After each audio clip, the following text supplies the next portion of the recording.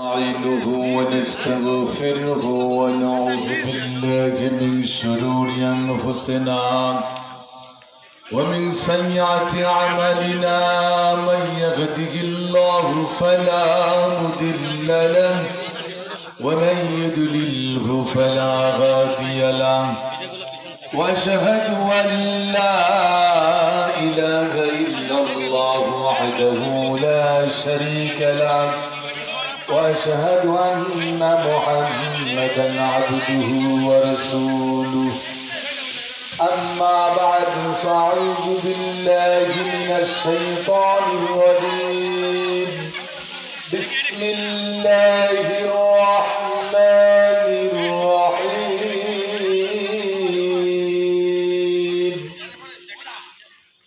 ذلك الكتاب لا ريب فيه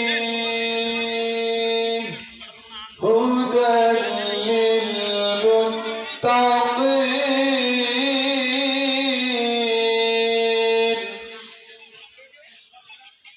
أما بعد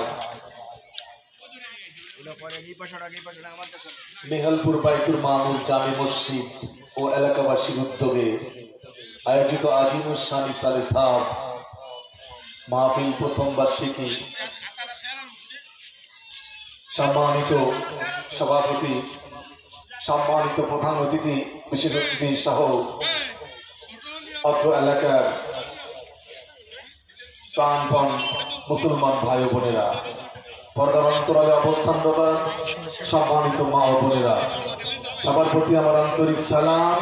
আসসালামু আলাইকুম ওয়া রাহমাতুল্লাহি ওয়া বারাকাতুহু। মহান আল্লাহ তাআলার দরবারে শুকরিয়া আদায় করি যে আল্লাহ তাআলা আমাদেরকে মুসলমান বানিয়েছেন। সবাই বলি আলহামদুলিল্লাহ। আল্লাহ রাব্বুল আলামিনের কালামে হাকিম থেকে এক টুকরা আমিও বানিয়ে আপনাদের সামনে পেশ করেছি। মহান আল্লাহ তাআলা বলেন, যালিকাল কিতাব, এটা এমন একটা গ্রন্থ, লা রাইবা ফি, যার মধ্যে কোনো সন্দেহের অবকাশ মাত্র নাই।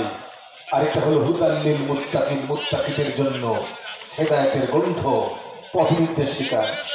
আল্লাহ রসুল মক্কার জীবনে, মাদানী জীবনে সেই মক্কার বড় বড় কাফের মানুষগুলোকে আল কোরআনের মাধ্যমে, আল কোরআনের আলোর মাধ্যমে গোটা আরব সমাজ সহ সারা পৃথিবীর মানুষকে হেদায়েতের দিশা দেখাই দিয়েছিলেন। সেই কোরআন আজকে আমার আপনার মাঝে বর্তমান থাকার পরেও মুসলমানকে লাঞ্ছিত, বঞ্চিত, নিষ্পেষিত, নিগৃহীত। কারণ মুসলমান শরীফের জাত, অর্ধ পৃথিবী শাসন করেছিল এই মুসলমান। তখন মুসলমানদের সহ্যপুঞ্জ, আভিজাত্য, গাম্ভীর্যতা গোটা পাশ্চাত্য জগৎ, ইউরোপিয়ান জগৎকেও হার মানিয়ে দিয়েছিল। আল্লাহ রাব্বুল আলামিনের কোরআন